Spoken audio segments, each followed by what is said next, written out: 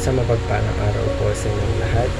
Ako po si Brian D. Mendoza at ito po ang aking daily devotion ngayong araw, September 19, 2024. Ngayong araw po ay ating itutuloy ang ating talakayan about po sa ating series which is the power of humility. Specifically, ang topic po natin for today ay humility makes us effective leaders. Now, ang ating talata po ay manggagaling sa Mark chapter 10 verses 43 to 45. Sabi po rito, not so with you. Instead, whoever wants to become great among you must be your servant, and whoever wants to be first must be slave of all. For even the Son of Man did not come to be served, but to serve and to give his life as a ransom for many. Sa Tagalog po, ngunit hindi ganyan ang dapat iniran sa inyo. Sa halip, ang sino man sa inyo na nais maging dakila ay dapat maging lingkod ninyo. At ang kung sino mang nais maging pinuno ay dapat maging alipin ng lahat, sapagkat ang anak ng tao ay naparito hindi upang paglingkuran, kundi upang maglingkod at upang mag-alay ng kanyang buhay para sa ikatutubos ng marami. Kaya naman po para sa ating mga katuruan, ito po yung mga katuruan na aking natutunan mula sa talatang ito. Una po, an effective leader is selfless and humble. So, ang effective leader po ay selfless and humble. Ayan po ay ipinamuhay ng Panginoong Kristo. Kaya naman po kung gusto mo maging effective leader, kailangan mo maging selfless. Gayahin mo ang Panginoong Kristo. It is about being selfless kung ikaw talaga ang maglilingkod at marunong magpakumbaba. Also, an effective leader is the most servant of all. Yung makamundong leadership style, hayaan nyo na po yung mundo dyan.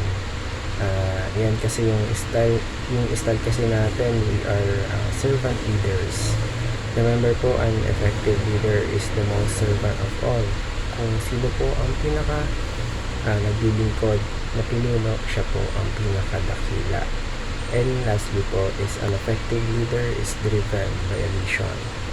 Ang isang effective leader, mayroon po iyang sense of purpose, driven by a mission.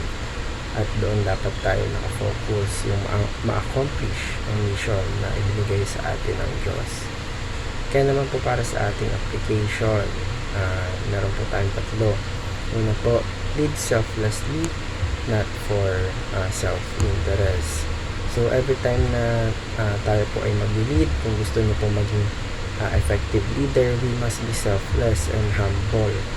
Kasi gaya po ng Panginoong Kristo, pinamuhay po ng Panginoong Kristo na ang pagiging selfless and humble. And kung gusto po natin maging effective leader, kailangan po or gayahin natin ang isinet na example ng ating Panginoong Kristo na pagiging selfless, not humble, and syempre hindi para sa sariling interes.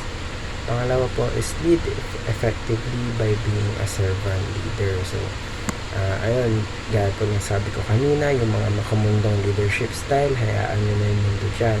Kasi tayo po, iba po yung style ng pag-lead natin kasi we are servant leaders.